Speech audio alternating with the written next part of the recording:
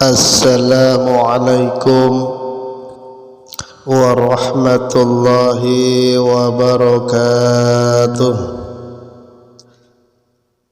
A'udzu billahi minasy syaithanir rajim. Bismillahirrahmanirrahim.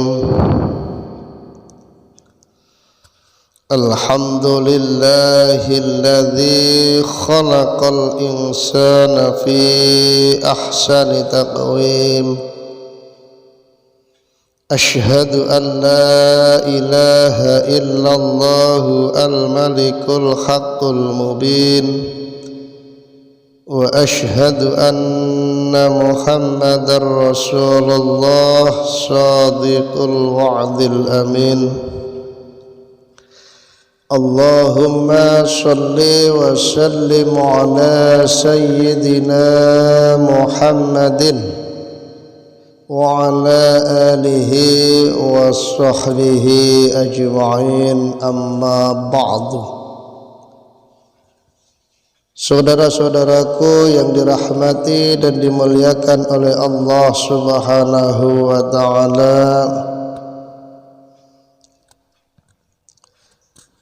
pada kesempatan kali ini saya ingin meneruskan pembacaan kitab Al-Hikam yang mana telah sampai pada hikmah yang nomor 7, yaitu Allah menepati janjinya. Syekh Ibnu Athaillah berkata, Bismillahirrahmanirrahim. La yushakkikannaka fil wa'di adamu wuqu'il maw'udi wa in ta'ayyana zamanuhu li alla yakuna dhalika qadhan fi basiratika wa ikhmadan li nuri sariratik. Kata Syekh Ibnu Athaillah, tidak terkabulnya permintaanmu, janganlah sekali-sekali membuatmu ragu akan janji Allah, walaupun di waktu yang telah ditentukan sekalipun, agar hal itu tidak mengotori mata hatimu dan memadamkan cahaya ruhmu. Keterangannya, apabila Allah telah berjanji padamu atas sesuatu melalui wahyu kepada Nabi Muhammad sallallahu alaihi wasallam atau ilham kepada para wali, maka janganlah engkau ragu akan terkabulnya hal tersebut. Apabila janji tersebut tidak ditentukan waktunya, maka waktunya luas. Terkadang segera terkabul dan terkadang juga ditunda. Namun janganlah hal tersebut membuatmu ragu akan janji Allah Subhanahu wa ta'ala, walaupun waktunya lama. Nabi Musa dan Harun juga pernah berdoa meminta kepada Allah Subhanahu wa ta'ala, yang mana permintaan tersebut diabadikan oleh Allah dalam surah Yunus ayat yang ke-88. A'udzu billahi minasy syaithanir rajim. Wa qala Musa rabbana innaka ataita fir'auna wa mala'ahu zinatan wa amwalan fil hayatid dunya rabbana liyudillu an sabilik Rabbana tsmis ala amwalihim washdud ala qulubihim fala yu'minu hatta yarawul azabal alim. Wallahu a'lam bimuradih. Musa berkata, ya Tuhan kami, sesungguhnya engkau telah memberi kepada Fir'aun dan pemuka-pemuka kaumnya perhiasan dan harta kekayaan dalam kehidupan dunia. Ya Tuhan kami, akibatnya mereka menyesatkan manusia dari jalan engkau. Ya Tuhan kami, binasakanlah harta benda mereka dan kunci matilah hati mereka, maka mereka tidak beriman hingga mereka melihat siksaan yang pedih. Surah Yunus ayat 88. Jadi cara doa yang diajukan oleh Nabi Musa dan terkabulnya doa tersebut adalah 40 tahun untuk seorang nabi. Sedangkan jika janji Allah tersebut telah ditentukan waktunya dan janji tersebut tidak dipenuhi setelah sampai ambang waktunya, maka janganlah pula kita ragu di dalam kebenaran janji Allah tersebut. Boleh jadi janji tersebut terkait dengan sebab dan syarat tersembunyi yang disamarkan Allah Subhanahu wa ta'ala dari nabi atau walinya, serupa tampak keagungan, kekuasaan Allah dan hikmahnya. Ingatlah kisah Nabi Yunus alaihissalam yang menggambarkan wahyu Allah berupa ancaman pedih, yang menggambarkan wahyu Allah berupa ancaman pedih kepada kaumnya. Janji tersebut dikabarkan oleh Nabi Yunus saat kaumnya enggan untuk memeluk agama Allah Subhanahu wa ta'ala. Setelah mereka masuk menerima ajaran Nabi Yunus, maka ancaman siksaan tersebut diakhirkan dari mereka. Begitu pula kisah Nabi Nuh alaihissalam saat beliau berkata, wa nada nuhun rabbahu faqala rabbi inna bani min ahli wa inna wa'dakal haqqu wa anta ahkamul hakimin. Dan Nuh berseru kepada Tuhannya sambil berkata, ya Tuhanku, sesungguhnya anakku termasuklah keluargaku, dan sesungguhnya janji engkau itulah yang benar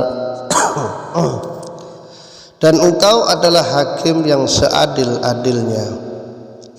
Lantas dijawab Allah Subhanahu wa ta'ala, qala ya Nuh innahu laysa min ahlik innahu amalun ghairu salih fala tas'alni ma laysa laka bihi ilmun inni a'idzuka an takuna minal jahilin. Kemudian Allah berfirman, hai Nuh, sesungguhnya dia bukanlah termasuk keluargamu yang dijanjikan akan diselamatkan. Sesungguhnya perbuatannya yang tidak baik. Sebab itu janganlah kamu mohon kepadaku sesuatu yang kamu tidak mengetahui hakikatnya.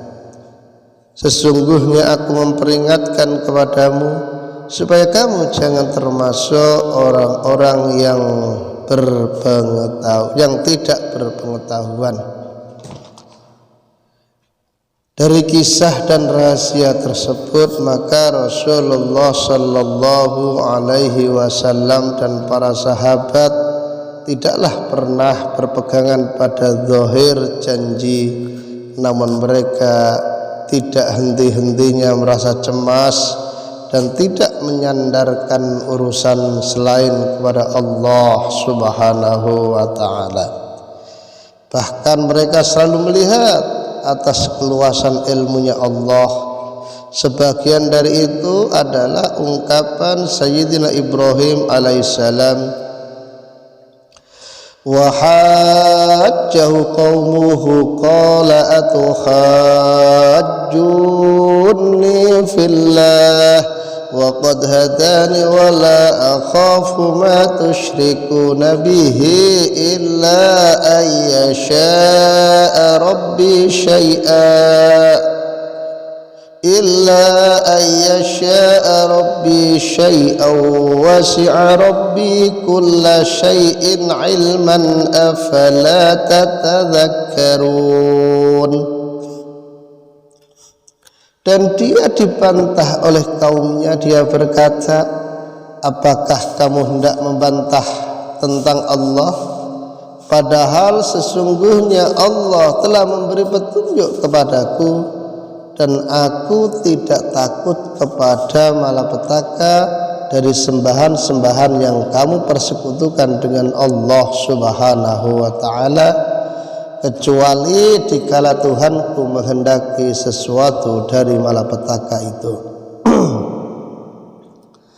Pengetahuan Tuhanku meliputi segala sesuatu, maka apakah kamu tidak dapat mengambil pelajaran daripadanya?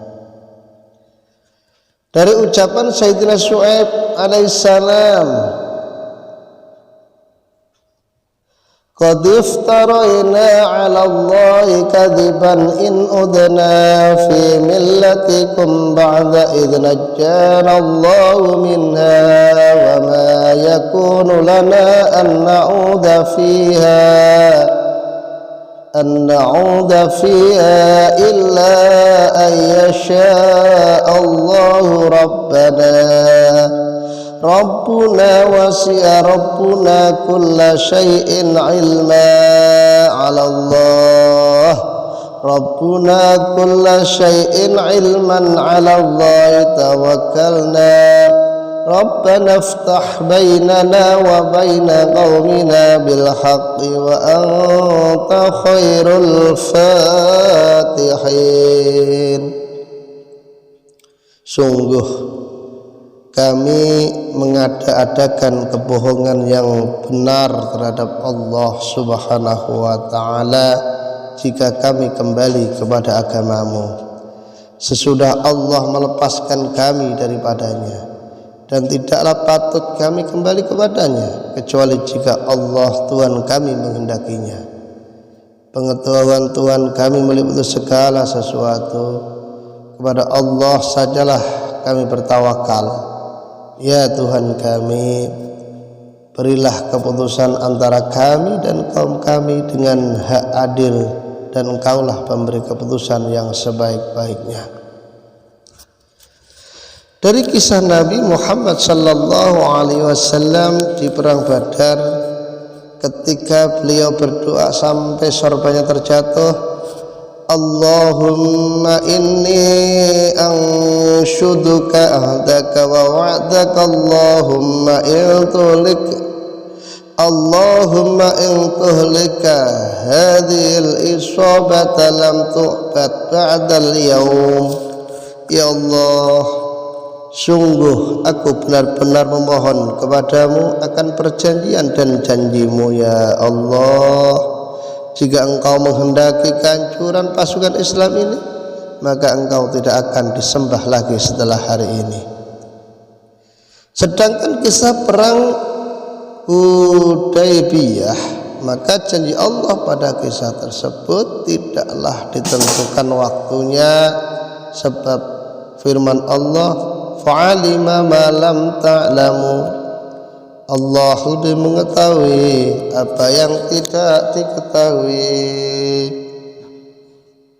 Saat itu sahabat Umar bertanya kepada Nabi sallallahu alaihi wasallam, ya Rasulullah, bukankah engkau telah memberi kabar kepada kami bahwa engkau akan masuk kota Mekah? Lantas Rasul menjawab, apakah aku berkata kepadamu akan masuk Mekah tahun ini? Sahabat Umar menjawab, tidak ya Rasul. Rasul berkata, engkau akan masuk ke Mekah dan tawaf di sana. Dengan semua hal di atas, maka sudah menjadi kewajiban kita untuk selalu mempercayai janji Allah dan selalu berbaik sangka kepadanya. Demikian pula dengan kisah para kekasih Allah, terlebih lagi dengan para guru kita. Janganlah sekali-sekali hati kita mendustakan atau menyimpan kebimbangan atau keraguan, sehingga hal itu mengotori hati dan bahkan dapat membutakannya. Dan di saat itu terjadi, robohlah semua yang telah kita bangun sebelumnya hingga harus dibangun dari semula kembali. Syekh Ali radhiyallahu anha berkata, jika kami berkata sesuatu dan perkataan tersebut terjadi, maka kami gembira satu kali, dan jika hal itu tidak terjadi, maka kami gembira 10 kali. Ungkapan tersebut tidaklah muncul kecuali sebab luasnya wawasan dan pengetahuan akan kekuasaan Tuhannya. Tambih, peringatan, pepeling. Syekh Al-Faqih Sayyid At-Tawudi bin Saudah memuskilkan hikmah ini dan berkata, bagaimana mungkin digambarkan tertentunya zaman sebuah janji jika hal itu dari wahyu, maka wahyu telah tiada, dan jika dari ilham, maka hal itu tidak menjadikan hati menjadi kotor, sebab ilham kita tidak wajib mengimani ilham. Sebab kita tidak wajib mengimani ilham.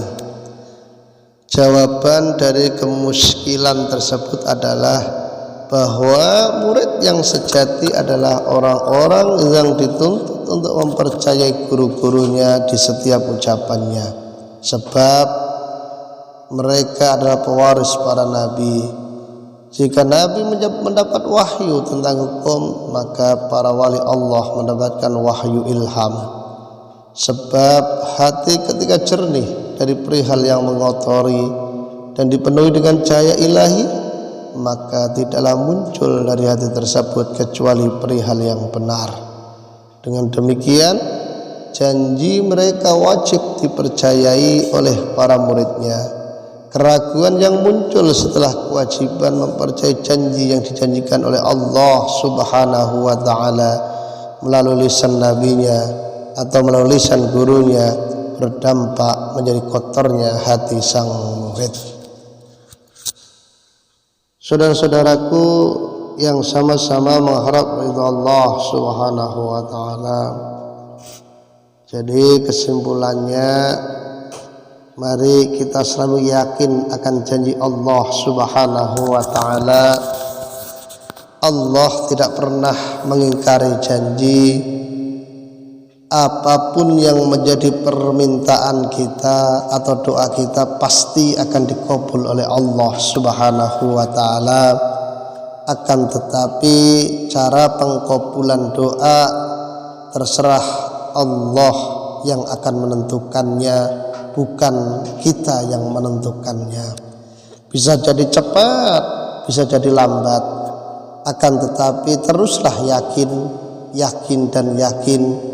Para nabi-nabiullah pun ketika berdoa kadang ditunda oleh Allah, kadang langsung dikasih sama Allah. Semua pun sama, kita pun sama. Yang penting jangan pernah berputus asa dengan rahmatnya Allah. Selalu meminta dan meminta, karena dengan seperti itu kita akan lebih dekat dengan Allah Subhanahu wa ta'ala. Jangan gantungkan ibadah kita dengan kemauan kita, tapi ibadah tetap murni karena Allah. Setelah ibadah mintalah apa yang menjadi hajat dan tujuan kita. Mudah-mudahan kita semua dimudahkan oleh Allah Subhanahu wa ta'ala dan diberikan kebahagiaan di dunia dan kebahagiaan di akhiratnya Allah Subhanahu wa ta'ala. Mungkin hanya itu kajian pada kesempatan hari ini, mudah-mudahan bermanfaat. Kurang lebihnya mohon maaf. Al-Faqir, mohon maaf yang sebesar-besarnya.